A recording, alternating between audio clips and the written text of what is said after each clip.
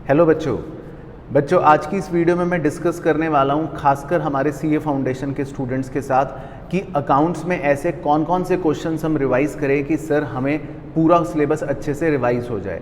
तो बच्चों इस वीडियो में दो बातें इंपॉर्टेंट डिस्कस करूंगा आपके साथ। सबसे पहले तो चैप्टर वाइज वेटेज बच्चे पूछते हैं कि सर क्या रहती है अकाउंट्स की, वो भी आपको बताऊंगा। और दूसरा सर रिवीजन में हमें सिर्फ कौन से क्वेश्चन करने हैं, कौन से क्वेश्चन इंपॉर्टेंट है, तो वो बताऊंगा। तो देखो बच्चों, पहली चीज़ तो आपके साथ मैं वेटेज की डिस्कस कर लेता हूँ। आपका जो चैप्टर नंबर 1 है उसकी वेटेज रहने वाली है लगभग 5 नंबर के आसपास की। तो ये वेटेज मैंने यहाँ पर आपको लिख कर दे रखी है।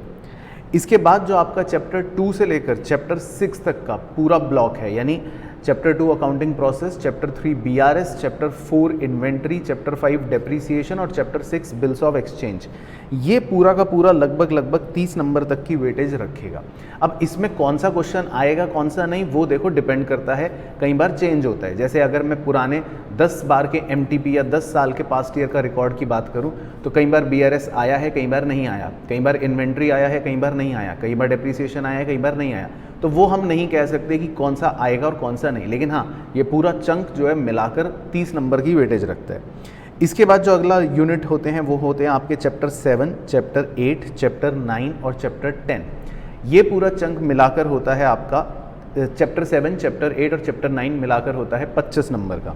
यानी कि आपका फाइनल अकाउंट्स और आपका एनपीओ और आपका सिंगल एंट्री, ये 3 चैप्टर लगभग 25 से 30 नंबर की वेटेज रखेंगे। तो ये काफ़ी इंपॉर्टेंट चंक है आपके लिए, क्योंकि फाइनल अकाउंट्स का एक क्वेश्चन लगभग कंपलसरी सा है, आएगा ही आएगा, या सिंगल एंट्री का और साथ में एनपीओ।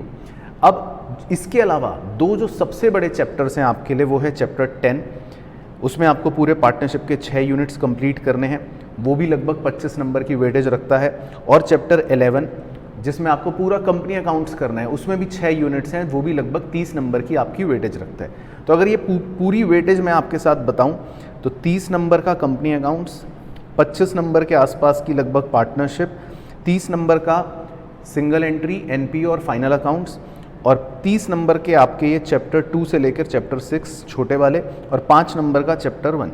तो ये लगभग 120 नंबर कंप्लीट हो जाते हैं। अब आपका पेपर 120 नंबर का आता है, ये आपको ध्यान रखना है, क्योंकि उसमें एक क्वेश्चन आप छोड़ भी सकते हो, 20 नंबर का आपके पास चॉइस होती है। तो यानी टोटलिटी में 120 नंबर का पेपर होगा, जिसमें से आपको 100 नंबर का करना होगा। अच्छा जी, अब टॉप 100 क्वेश्चंस जो हैं वो आपके लिए लगभग 100 के आसपास हैं। वैसे टोटल मैंने इसमें गिना था 115 क्वेश्चंस है जो आपको करने हैं। तो ये लिस्ट आप स्क्रीनशॉट ले सकते हो। देखो बच्चों, रिवीजन में आप सारे क्वेश्चन तो नहीं कर सकते ऑब्वियसली, तो ये मैंने बहुत ही ध्यानपूर्वक आपके लिए निकाल के बताए हैं ऐसे क्वेश्चंस जिसमें आपके स्टडी मटेरियल के ही, सिर्फ आपको स्टडी मटेरियल के ही ये क्वेश्चंस करने हैं। और मैं आपको लिखित तौर पर कहता हूँ कि आपके मार्क्स बहुत अच्छे आएंगे, आप 100% अकाउंट्स का पेपर क्रैक कर लोगे अगर आप ये क्वेश्चंस कर लेते हो। कौन कौन से क्वेश्चंस हैं? पहली लिस्ट येलो कलर में जो दे रखी है वो है आपके इलस्ट्रेशंस की, बुक में जो सॉल्व हैं, और दूसरी लिस्ट जो ब्लू कलर में उधर दे रखी है वो है आपके प्रैक्टिकल प्रॉब्लम्स की, जो चैप्टर के बाद आपको एंड में दे रखे हैं। तो चैप्टर 1 जो है उसमें तो आपको सिर्फ थ्योरी है, तो जस्ट एक बार गो थ्रू करना है। लेकिन चैप्टर 2 के यूनिट वाइज आपको जो सेकंड लिस्ट में आप देख रहे हो वो इलस्ट्रेशंस दे रखे हैं। जैसे मैं एक डेमो के लिए बता देता हूँ। लेट्स एज्यूम कि आप चैप्टर 2 का यूनिट 1 कर रहे हो, यानी कि जर्नल वाला, रूल्स ऑफ डेबिट क्रेडिट। तो उसमें आपको मेनली फोकस करना है रिवीजन में इन 3 इलस्ट्रेशंस पर, इलस्ट्रेशन 5, इलस्ट्रेशन 8, इलस्ट्रेशन 9 पर। और पीछे प्रैक्टिकल प्रॉब्लम में आपको करना है प्रैक्टिकल प्रॉब्लम नंबर 5। तो आपका ये पूरा यूनिट रिवाइज हो जाएगा। इसी तरह यूनिट 2 सिर्फ एक इलस्ट्रेशन करना है 5 और एक प्रैक्टिकल प्रॉब्लम करना है 1। तो आपका पूरा यूनिट रिवाइज हो जाएगा।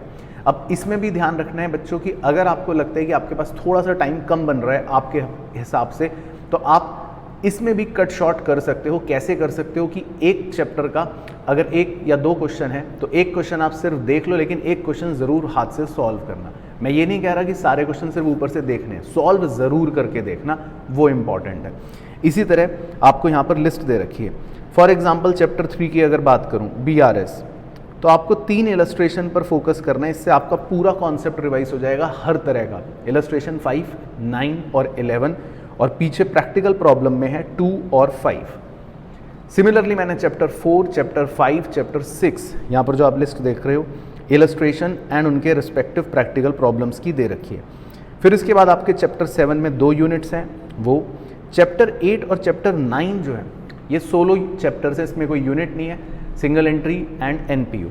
तो इसमें आपको देखो जो गिवन लिस्ट है इलस्ट्रेशन की, अगर चैप्टर 8 की बात करूं 4 इलस्ट्रेशंस करने हैं और 2 प्रैक्टिकल प्रॉब्लम्स करने हैं।